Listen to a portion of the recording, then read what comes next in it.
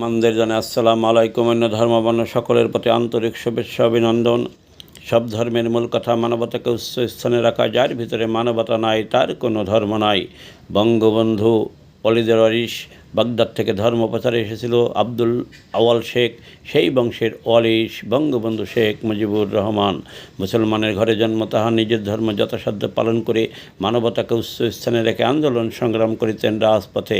তাই দেশে ছিল যত হিন্দু মুসলমান বৌদ্ধ খ্রিস্টান বা অন্যান্য জাতি, সকলে হতেন তাহার আন্দোলন সংগ্রামের সাথী। আন্দোলন সংগ্রামে বলিতেন সকলের কথা, আলাদা ছিল না কোনো ধর্মের কথা। মানুষ সহ সকলের উপকার করে যে নীতি আদর্শে, তাহাকেই বলে মানবতা।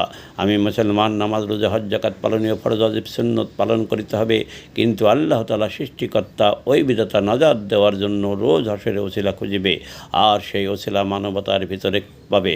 তাই 5ই আগস্ট যে পতন হয়েছে, বঙ্গবন্ধুর আদর্শের দলে বেশিরভাগ নেতার হিংসা অহংকার লোভ বেড়ে গিয়েছিল।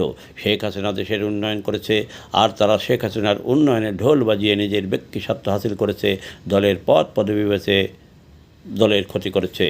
তাই একটা কথা বলে যাই, আমার পিতা বলতো বঙ্গবন্ধু ছিল কর্মী বান্ধব জনবান্ধব নেতা, তার মূল আদর্শ ছিল মানবতা।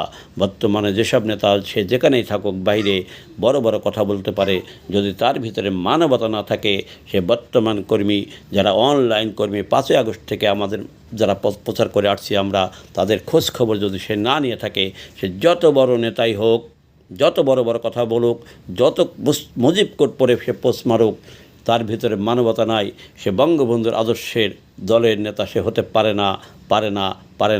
5ই আগস্ট পতন হয়েছে, দলের জন্য দেশের জন্য কারা ভালো কারা খারাপ যাচাই বাছাই হয়ে গেছে। ইনশাআল্লাহ আগামীতে শেখ হাসিনা আসবে জনগণকে সাথে নিয়ে। যারা দেশের ক্ষতি করেছে, যারা দলের ক্ষতি করেছে, তাদের ইনশাআল্লাহ বিচার হবে।